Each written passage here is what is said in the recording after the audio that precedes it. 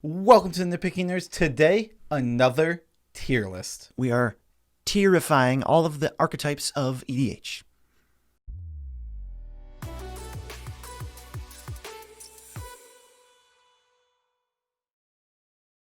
I'm your host, Joe Cherries. I'm your host, Beezy, and that makes us the Nitpicking Nerds. If you like tier lists, we're going to maybe do a couple of these, so let us know so that we know to keep doing them. And if you don't like them, also let us know, because then we'll stop doing them. Also, tell us what kind of tiers you would like us to do. What do you want us to tier? And besides, you want to be subscribed to this channel because our subscribers are 10% more likely to be an S tier. Disclaimer guy here. The Nitpicking Nerds can't control if you're an S tier, B tier, poop tier, or whatever tier. Was there more to your sentence? Nope. Okay. And that's why I left it off like that. Do we have to do the transition from us small to big? No, we have to tell them our little criteria that we're judging by. Okay. What is it? Well, three things. The ease to play it, which means how much it's supported, how many cards can be in it, all that kind of stuff. Its ability to win games, and how fun it is to play and play against. We're talking win games with the card. So, like, it wins with blank cards. You should insert the archetype of whatever we're talking about. There's 25 ones on here. This is basically covers everything. As far as I know, I basically didn't leave out like a single deck. There's a couple broad ones. I'm sure if I left out anything, you'll let me know, and maybe we'll do a leftovers tier list. All right, sounds good. If I really left off that many. But the first one, we're going to go... Hold on. No. Oh. We have to do the magic thing till we can get small. Oh, we're not small. So hit the sound effect button. I hit All right, it. and now we're tiny. Okay, good. Now we Perfect. can do the tiers. Yeah, so the first one is artifacts. This is artifacts matter.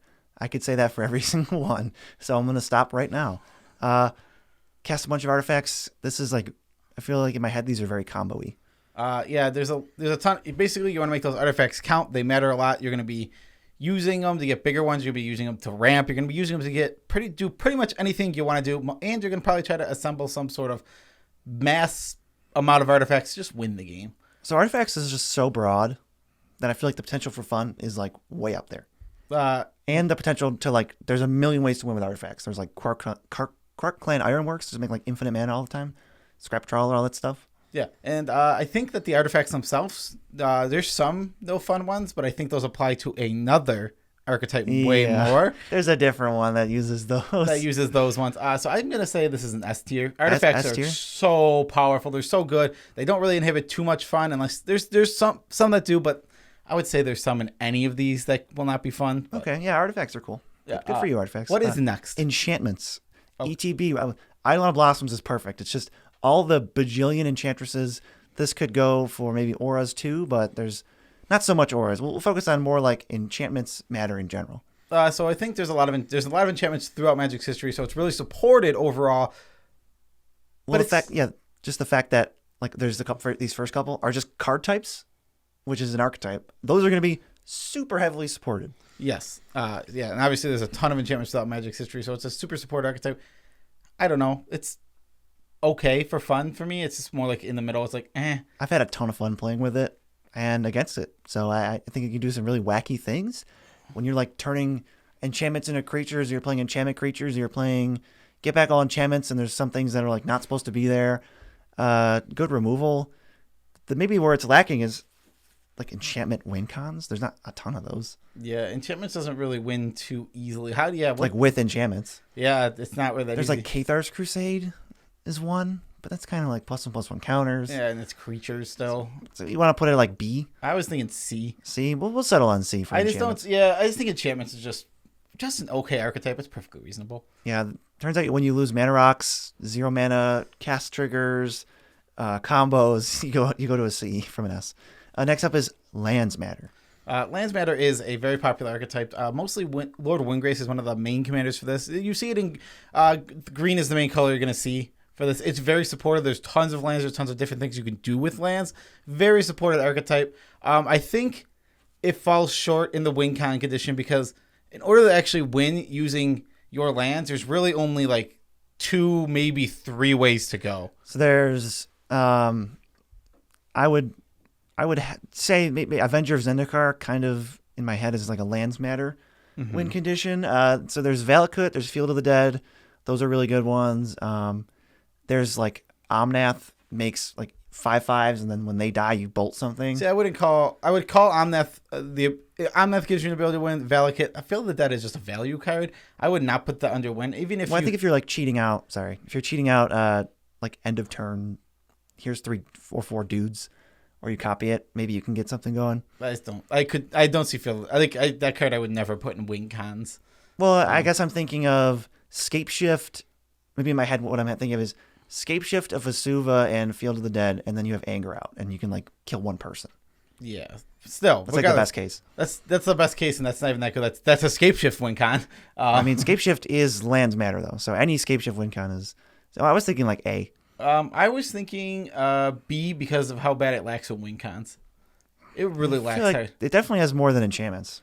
It does, but that's why enchantments is in C.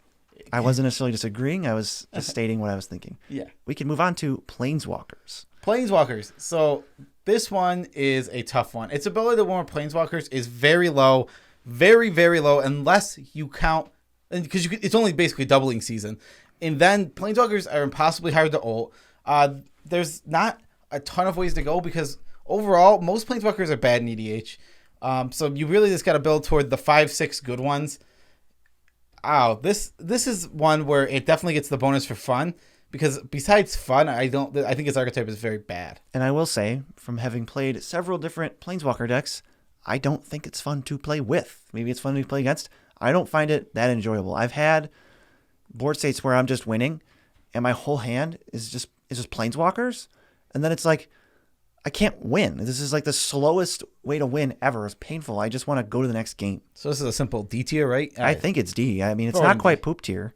Yeah. Well, maybe we've got one of each in the first. Next up, combo. This is really simple. Like any deck can have a combo in it, but this is a deck where it's just like I'm gonna just do a thing. But their goal is like Splinter Twin Kiki Jiki or Dramatic Scepter, which is what I put on here. Just like probably a lot of competitive decks reside here where they're just like, okay, tutor. How do I draw cards? Find combo. Yeah, the deck is dedicated fully to tutor. I think there's a million different combos. There's a million different combo decks. These decks don't have trouble winning because combos are designed to win the game. It loses out in fun purely. You think fun bumps it down to an A? It's either A or S. It's up there. If the all-in combo decks, the dedicated combo decks, and I guess the decks that fit this the most are probably not enough fun to be S. So I would say A. I feel like all that crap. I'm thinking of Niv Mizzet and all these 2-card combo commanders where I have to police you, and I'm just like not thinking about my own game plan. I'm just thinking about how to stop you, and that's like not very fun at all. Yeah, exactly. That's why. Yeah, I think that's why combo falls down to an A. Obviously, it's S for how many different versions of it you can play, how supported it is, but ease of use. Ease of use, and how good it is at winning the game using combo. But ease of use. Play 2 cards. Yeah, play 2 cards. That's tough. That work together to win the game. What's next? Next up is another general archetype. They're going to get more and more specific, I think, but it's control. This is keep the board clear, get your hand size up, draw a million cards, out advantage everybody, and then win with some like almost a kind of a by itself win condition. You only have a couple in the deck. I will say right now that I believe this is poop tier. You think control is poop tier? I think control is pretty hard to do without falling into combo, in which case that's fine for you, but you just have a combo deck. If you're trying to like literally just play board wipes and get 20 lands in play and then do, Approach the Second Sun comes to mind, like that kind of thing where it's like, I'm going to be the slowest little win con dirtle guy ever.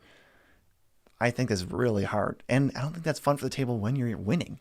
Yeah, well, if the control deck is winning, it's not fun at all. If playing the control deck, I don't think is very fun, especially in the game of EDH. Trying to control the board, control 3 other players is very hard. I would say you have to play some like stupid politics, and basically by stupid politics, I mean lie and say you don't have answers, so someone else will answer something for you once in a while. Yeah, it's implied that you're the control deck. It's like, where's the board wipe now, huh? And then you're like, here it is, and you're just under everybody's control because they know you can't win. You have nothing proactive to do. So I'll throw it in poop tier. Yeah, I think control is absolutely horrible. Next, that's unintentional. 1 in every tier. Oh yeah, that's not how it was going. Yeah, we didn't have these graded pre. We like to like do it on the spot. So that just happened. Next is stacks. Ooh, everybody loves stacks. Is that true? No. Oh. No. Most people hate stacks. It's actually considered one of the least fun archetypes. I would definitely say if this was purely ranked on fun, it'd be a poop tier. Well, what is it? Stacks are they're artifacts, enchantments, stuff along those lines. Sometimes creatures that stick on the board and have like static effects that prevent other players essentially from playing Magic. Yeah, mana denial, resource denial, land destruction, all that kind of crap falls under stacks, and then you just kind of win with a ham sandwich. Doesn't really matter. When opponents' lands don't untap and yours do, I'm thinking Duretti, where you can just cobble together anything. Like I've seen, you have 5 power with the flyers in play, and you win hands down because no one can do anything for 25 turns. So you just go, attack you, pass, attack you, pass, attack you. It's like, okay. All right. So in the other two categories, ease of use is there's not a lot of them. There are very specific and good specific good stacks pieces. There's probably about 20, and then you just kind of you have to like play within those 20 cards for your deck to really be considered stacks. Yeah, I'm thinking cards that prevent drawing. Like you can only cast 1 spell per turn. Arcane Laboratory, I think, is what it is. Stony Silence, Null Rod, Curse Totem, that kind of stuff. Ravages of War, if you want to count that, I guess. Yeah, and like most of these effects, you can get like things that do the same thing on a creature or something like that, but like they're still all kind of just the same effects. Yeah, so we need to throw like D because it's just so unfun. It's so unfun, and again, you're stuck to like. It's not even fun to play. I don't think. I agree completely. It's not fun at all. Yeah. Next up is Group Hug. This is very wide umbrella. That's any deck that just kind of says winning is below fun. I have this in poop tier. So I think we both kind of come to a little bit of agreement where that Group Hug is not as fun as it seems, or as fun as people might have you believe.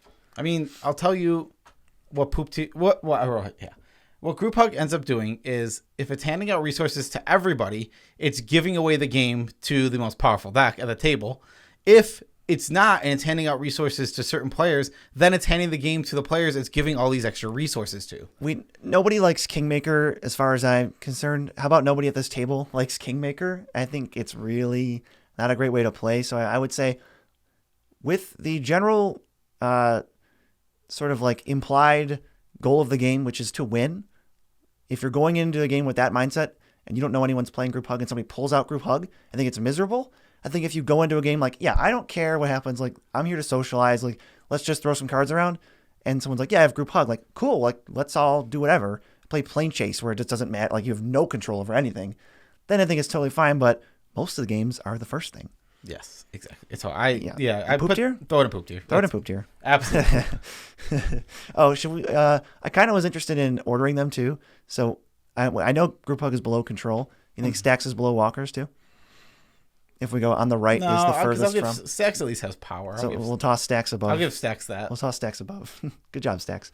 Voltron is next, suiting up one creature with various things. So this is more along the lines of commander damage. There's a couple that you'll see. We're like, but this could be Voltron. Like, yeah, it could. But we're talking like commander damage, getting through combat specifically. Yeah. So Voltron, I think, has a few things going for it in that there's a lot of different ways to suit up your guy. There's equipment, there's auras, you can put +1/+1 counters onto it. You can make a guy really big in a lot of different ways, and I think it's really easy to just, if you dig through your collection, you can find stuff to really build a Voltron deck. As for fun, I think it's kind of fun to play, fine to play against, but it just falls in the middle of like, how fun though? It's not that fun. Well, to play against, I will say that it's probably 66% fun to play against because Voltron can only target one player at a time, which means it has to target somebody first, which means someone is going to die in like the first 6 turns, or the Voltron player is going to not do their thing. Yeah, that is a problem with Voltron, so that puts it down on fun, I would say. I might say it actually guarantees one player doesn't have fun because it's either my first target, person with the best deck probably, or the Voltron player.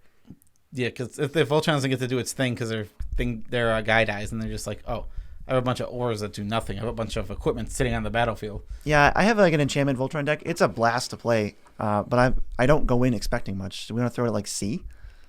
I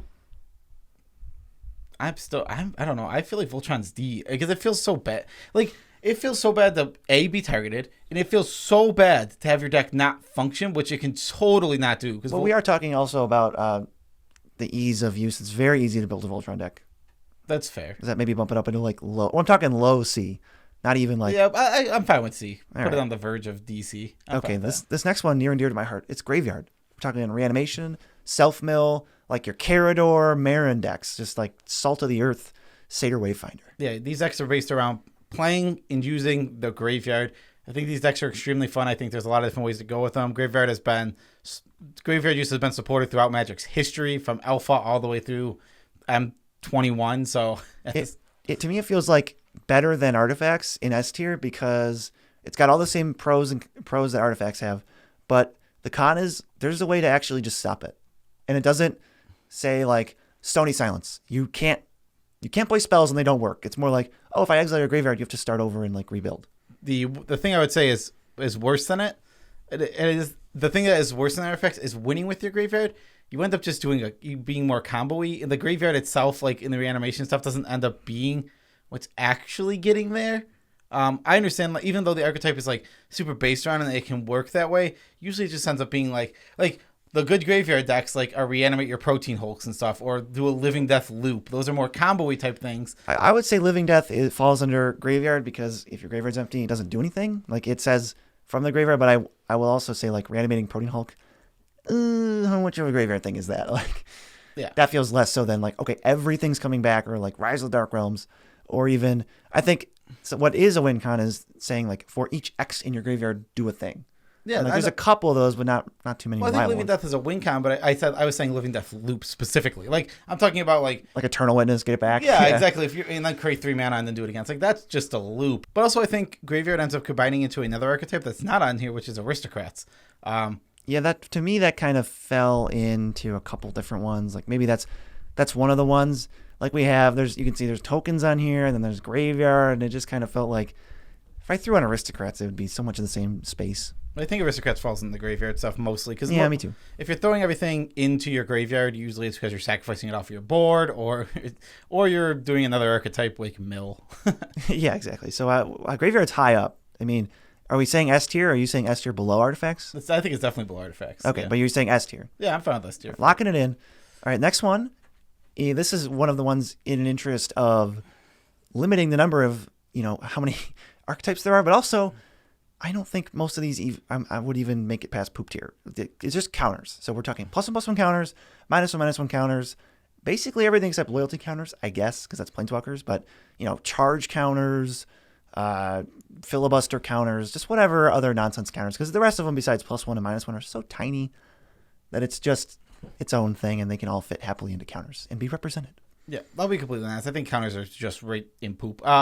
The reason, I mean, I have my reasons. The reasons are because, one, they're for actual good +1/+1 counters cards. There's not a lot. You're painted into a box of probably a good like 30, 40 cards.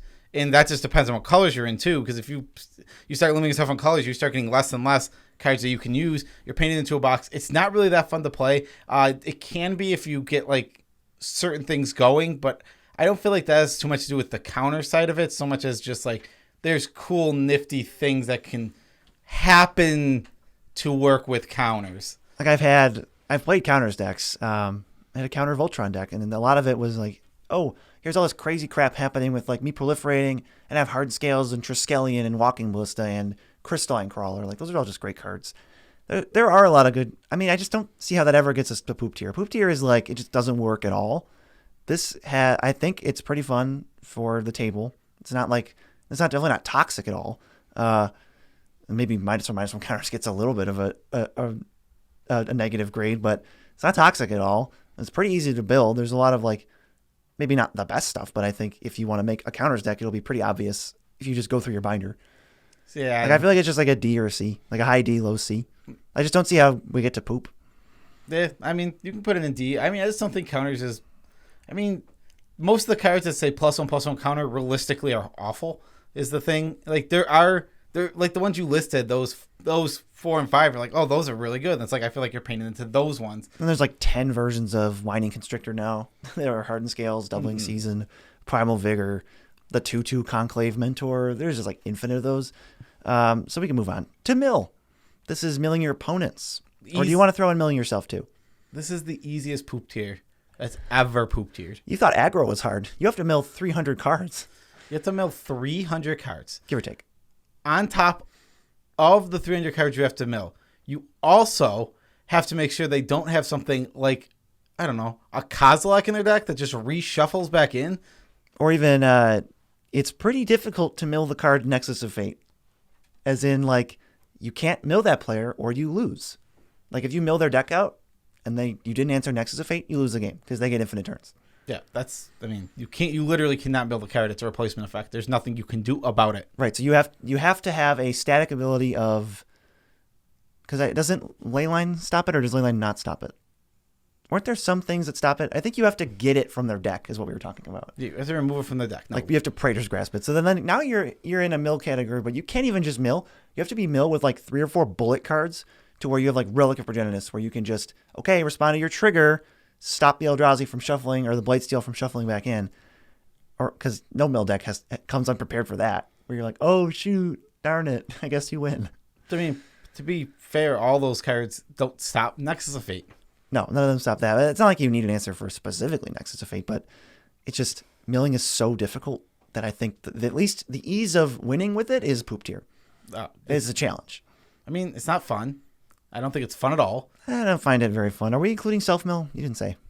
Doesn't matter. I don't think self-mill's that fun either. I think self-mill's more fun than mill. It's way easier to win with it. I would agree with that. I just don't think it's more fun.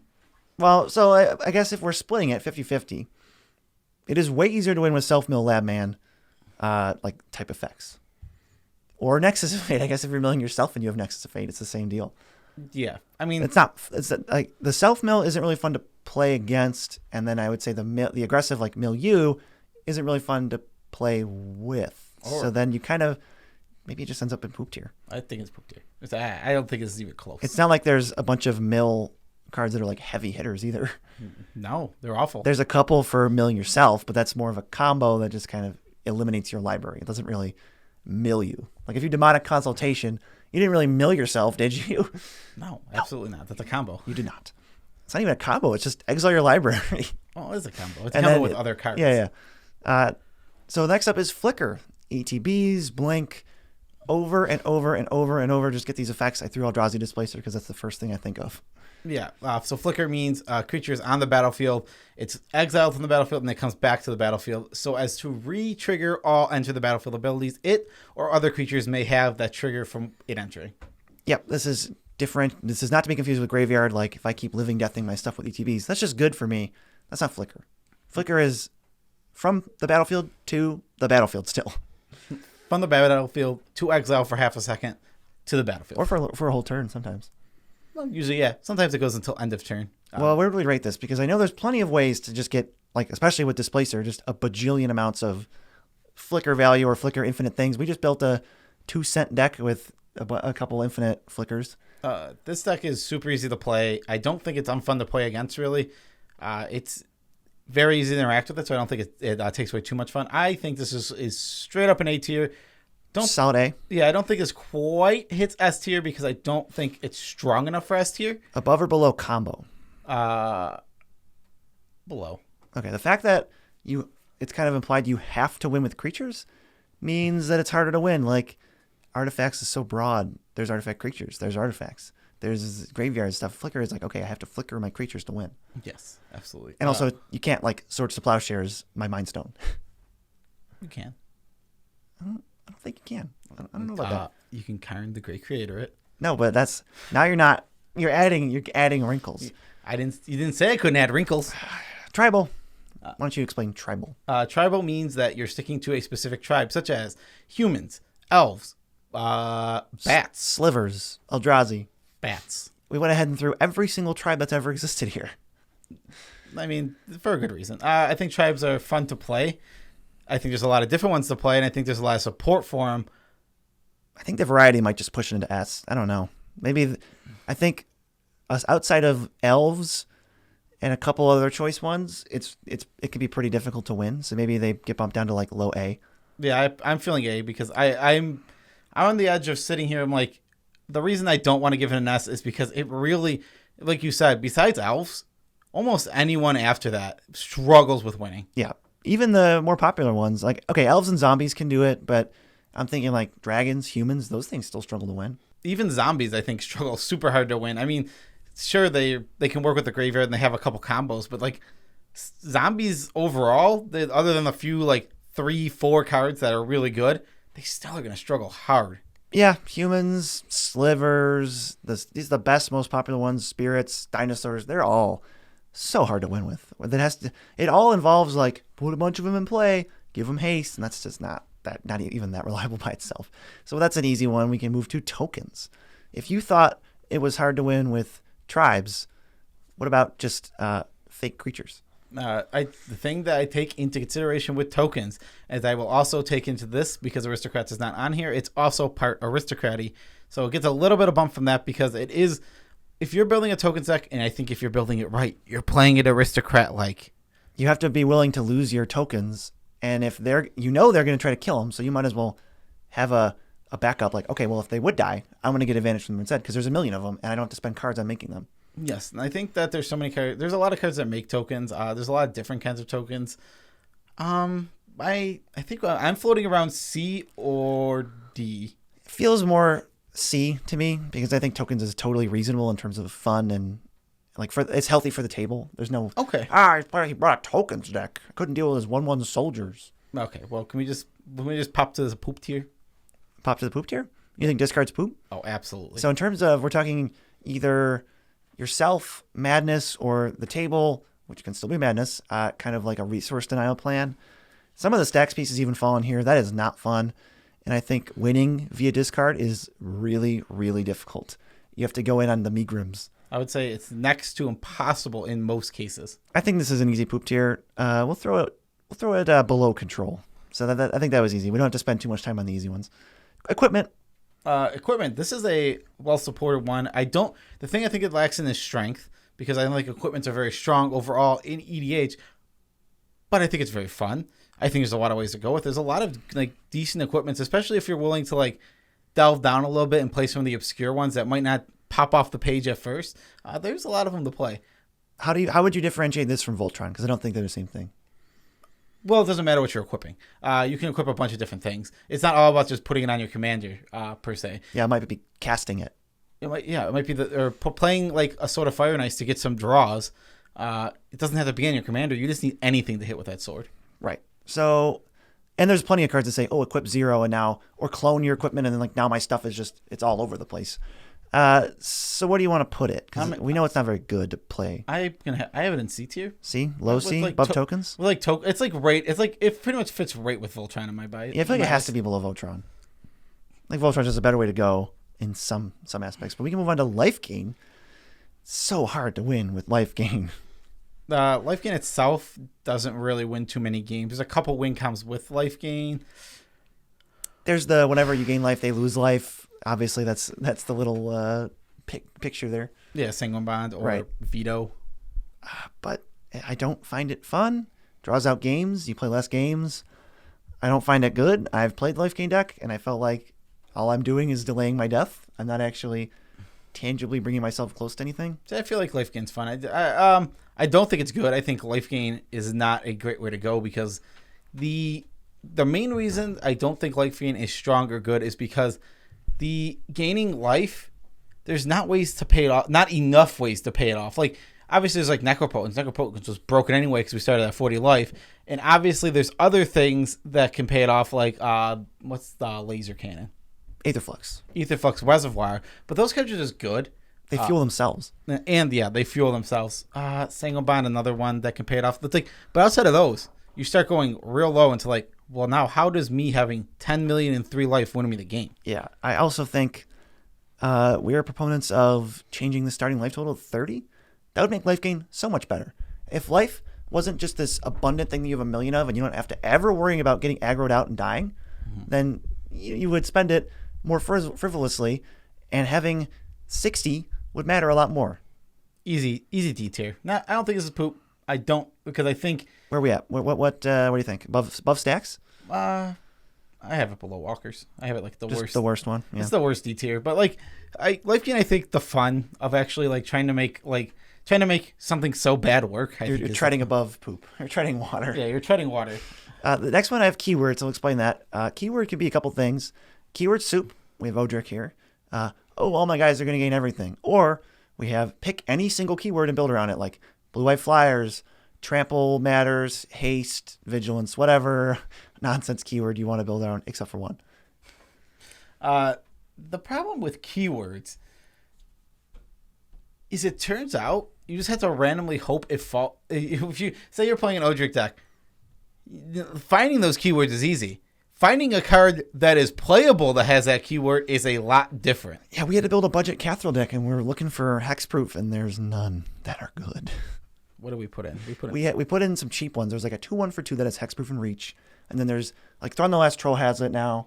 There was maybe a couple more, but it's hard to find decent ones that are just not like 5 mana stupid mythic rares from sets that weren't that great. And I think the keyword choice mostly is bad. Like I think like trample's awful. I think keyword lifelink is awful. Keyword first strike, keyword double strike. Those ones are not very good decks. The only one that's even remotely playable is flyers, and that's because there are certain people that support it, like Alayla or the new one Ineas. So we'll say flyers definitely points though to hexproof, which is a very good ability. So we'll throw it in like D. This doesn't really scream anything to me. Yeah, I'm in D with you. High D? Yeah, it turns out that most of the archetypes aren't even average. Yeah, the average is like C, which is below, C point B. I don't know how you would say that. Okay, so they said except for one keyword, because infect plays way different than every other keyword, because it's not about getting things that have infect. It's about giving your opponents poison counters, 10 of them, and then they lose. Do we have to talk about this one? This is poop tier. It's not fun. There's not a lot of cards that go with it, and it can't win it easily at all. Get it? How about there will never be that many cards that go with it, because it's the most difficult thing to reprint ever. You have this select few, and your infect deck probably only has like 10 actual cards that throw poison counters into people. Unless you're 5 colors, then you've got what, like 40? Let's end it on a little wordplay. Infect, I would describe as extremely toxic. Where do you want to put it? The worst? Wow, the worst. Morph. I think Morph is so... bleh. I like playing my cards face up. To me, there's something different about every card looks like Magic the Gathering Deckmaster, so I can't even see the art or read the text. My main issue with Morph is that it's not supported, and there's not very good morphs. There's just nothing that flips up. There's nothing that, like, I have it face down, I flipped up. That was awesome. There's, like, 3, maybe 4 good ones. Yeah, and they're even... like, the best ones I'm thinking, Willbender, Den Protector, see 0 play outside of the morph decks. And Den Protector is a worse version of... Ewit. Yep. It's a worse Ewit. And then, like, Willbender is a unique effect. I like Willbender, but, like, where are we going from there? Nobody just throws... like, we make the tribal videos. Check them out if you haven't seen them. But we say, hey, here's some staple cards from this tribe. Like, here's some elf cards that see play in all of Commander. Like, where's the morphs? Nowhere? I can't think of any. Grim Horospex is the only one. Yes, Grim Horospex randomly sees play, but it's never face down. Morph isn't even that great of a black color. Anyway, we want to just toss it in like D or poop. Mid poop tier? Mid poop tier. Mid poop. We'll throw it below control. I like that. It's so hard. You have Animar and you have Cadena, Slinky Sorcerer. You don't have much else. Okay, next one is Wheel. I think Wheel is actually not that fun to play against, and it has a low card selection. But Wheels can win pretty easily because the decks that play Wheels are really built to take advantage of them. They're usually going to be playing some sort of Megrums. You're going to see Nekwazar decks doing the Wheel thing. There's not a lot of... There's probably, like, overall Magic, maybe 20 Wheels. This isn't like a huge popular effect that you see everywhere. True. I will say that the differentiation between Wheel and Group Hug is, no, we're going to win. I'm going to say whenever you Wheel, you get closer to losing, and I can play things like Narset and Notion Thief to just completely shut you out, and like I would say that counts. I got this rate in C or B. Rock solid in terms of stuff. It's not super fun to play against.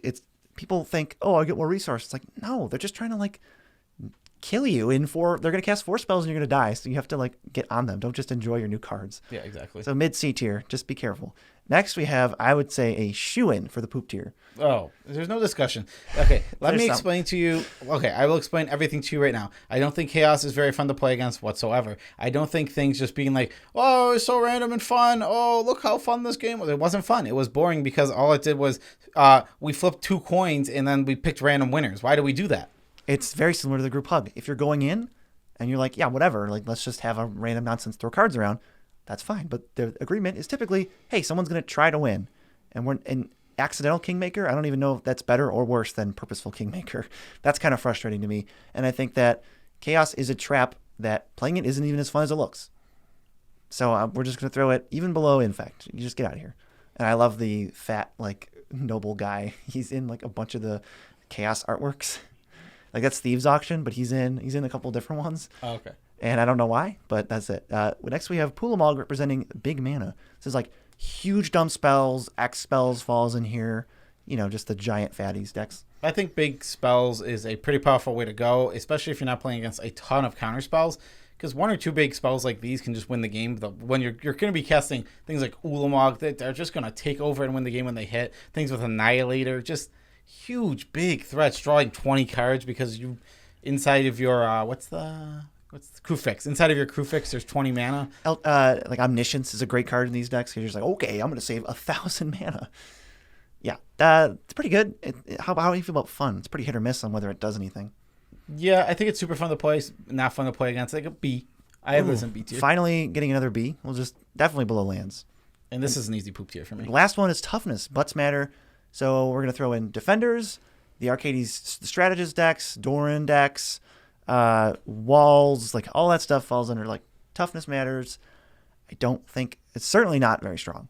I think this is horribly weak. I think the only strong aspect to any of these decks, any of them, is Arcadies, and that himself. And he's the only strong aspect to these decks. He's the only thing that gives you any chance to win. But you still have to attack with these things. If you draw 10 million cards with a ton of butts, then you still have to win with attacks. It's not like you have so I can build up a really bit, like I can move my toughness to 1 big creature and then maybe one-shot somebody, or, you know, sacrifice a creature and deal damage equal to its toughness or something like that, where, you know, you can actually imagine converting toughness into a win. Mm-hmm. Or like each creature you control deals damage equal to its toughness to something. Like it just doesn't, you get these resources and you can't do anything with them. You get board wiped and you feel bad. We've had like such ease like dispatching like Arcadies decks. I mean, Arcadies is bad. He's the best one. I mean, Arcadies himself is very good. Arcadies decks are bad. Not by choice. I mean, they just are. It's just how it goes because you have to play a bunch of bad walls that are bad. Bad walls are bad. If you play walls, we don't hate you. We just think you're wrong. We're going to throw toughness in the poop tier. I think control better than toughness. Morph better than toughness. Yeah. I want to say one thing.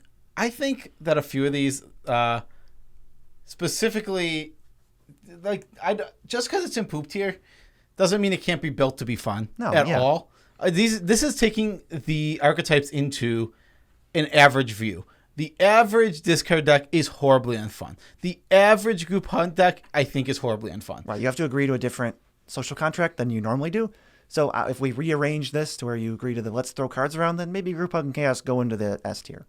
But that's not what we're doing. That's not how we grade it. But that's the end of the video. Let us know what you think. Yeah. What do you think of this tier? Where would you move these things around? Which one did you disagree with the most? Because there's some. Me and BZ, we got the bottom half pretty full. Yeah, let's see. So we had 3, 6, 9, 12, 15, 18 of 25 in the bottom half. Well, to be fair, C's average. C is basically average. Maybe if there was like a super poop tier, a couple of the poops would be moved down and then it would look better. Yeah. But we capped off at poop. We don't want to say poop more than we have to. No, we do. Is that why we named one of the tiers poop? That's why we named the tiers poop. Special shout outs to all of our patrons. We love you all as much as we can without making you uncomfortable. If you would like to join them and join one of our sweet patron tiers and get those sweet, sweet perks, you can go to the link in the description below, click on it, head over to patreon.com, pick one of those awesome tiers, join the Discord, and support us. Absolutely. Additionally, you can go to the link in the description where there'll be something. I promise. But click on the link in the description. It'll take you somewhere Doesn't matter where it takes you. Let's say I take you to the Jumpstart box. Don't buy the Jumpstart box. I would recommend that you don't. Just buy whatever you want through the link. You just have to start with the link, and then you go wherever you want, buy whatever you want. We get a kickback on the order. Helps us turn YouTube into a living. So, has anybody... Two things. Has anybody figured out why those are up there? That's 3 of them. We have a 4th. Joe forgot it. We're going to fill... That stuff's going to be full of plushies. Have you figured out why they're up there yet? I hope you comment. And the last thing, besides the fact that Joe streams 10 to 4 weekdays on Twitch, twitch.tv/nitpickingnerds, sometimes never me. The last thing is we wanted to throw, instead of a tidbit, a couple days, we're going to try emoji challenges.